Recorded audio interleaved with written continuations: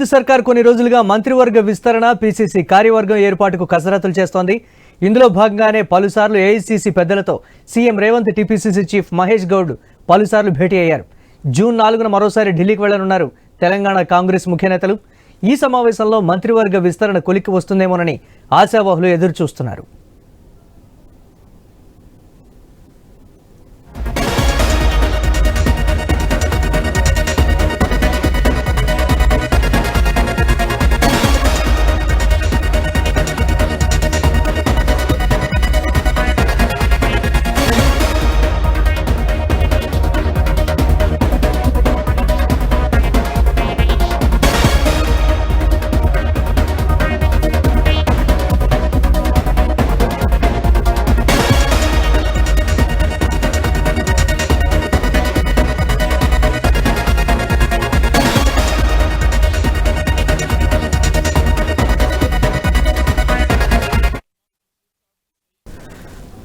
రేవంత్ సర్కార్ కొన్ని రోజులుగా మంత్రివర్గ విస్తరణ, పీసీసీ కార్యవర్గం ఏర్పాటుకు కసరత్తులు చేస్తోంది.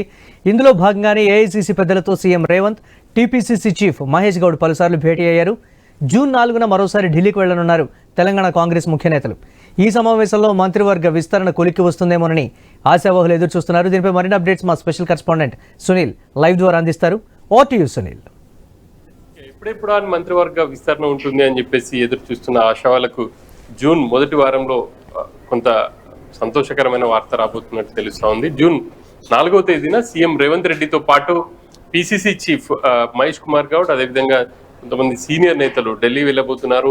హైకమాండ్ నేతలతో కూడా భేటీ కాబోతున్నారు. ప్రధానంగా మంత్రివర్గ విస్తరణ కావచ్చు, అదేవిధంగా పీసీసీ విస్తరణకు సంబంధించి ఫైనల్ గా చర్చించబోతున్నారు. ఇప్పటికే పీసీసీ విస్తరణకు సంబంధించి ఫైనల్ అయినప్పటికీ ఏఐసీసీ అధ్యక్షుడు మల్లికార్జున ఖర్గే అందుబాటులో లేకపోవడం ఆ కారణంగా వాయిదా పడుతూ వస్తుంది. ఇక 30వ తేదీన ఈ నెల నిన్న ఢిల్లీ వెళ్లాల్సి ఉంది వాస్తవానికి.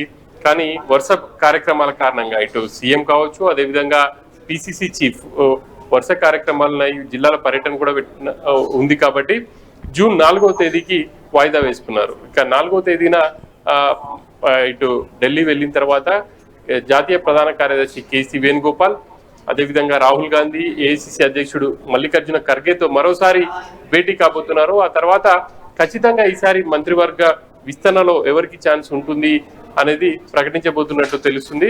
మంత్రివర్గ విస్తరణతో పాటు పీసీసీని కూడా పూర్తి స్థాయిలో విస్తరించాలని చెప్పేసి ఎప్పటి నుంచో భావిస్తున్నారు. ఎప్పటికప్పుడు అది వాయిదా పడుతూ వస్తుంది. కానీ ఈసారి దాదాపుగా ఫైనల్ కాబోతున్నట్టు తెలుస్తా ఉంది. ఈ నెల అంటే ఈ రోజు వరకు ప్రకటిస్తామని మొదటి నుంచి చెప్తూ వచ్చారు. ఈ నెల చివరి వరకు ఉంటుంది, మే చివరి వరకు అని చెప్పేసి. కానీ అనివార్య కారణాల వల్ల మరో వారం పాటు వాయిదా పడింది.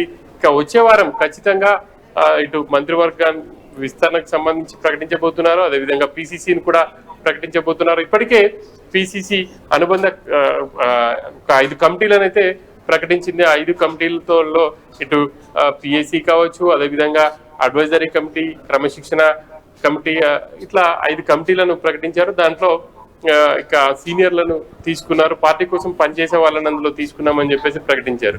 ఇక ఈసారి ఇప్పటికే ఒకవైపు ఏఐసీసీ రాష్ట్ర వ్యవహారాల ఇన్ఛార్జ్ మీనాక్షి నటరాజన్ ఆమె హైదరాబాద్ లో 2 రోజుల పాటు ఉండి దాదాపుగా సగానికి పైగా పార్లమెంట్ సెగ్మెంట్ లో పరిధిలో ఉన్నటువంటి అసెంబ్లీకి పోటీ చేసిన అభ్యర్థులు కావచ్చు, ఎమ్మెల్యేలతో మాట్లాడారు. 1-to-1 గా మాట్లాడారు.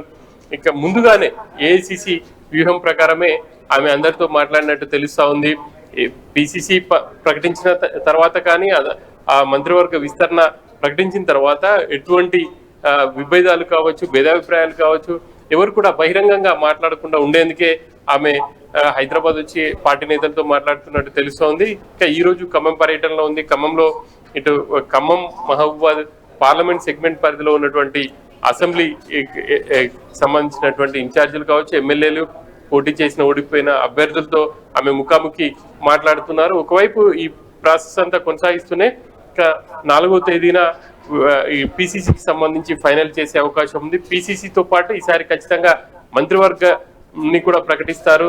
దాదాపుగా 5 బెర్తులలో ఎవరిని తీసుకుంటారు అనేది చూడాలి. దానికి సంబంధించి ఇప్పటికీ ఎవరి ప్రయత్నాలలో వాళ్ళైతే ఉన్నట్టుగా కూడా చెప్పుకోవచ్చు.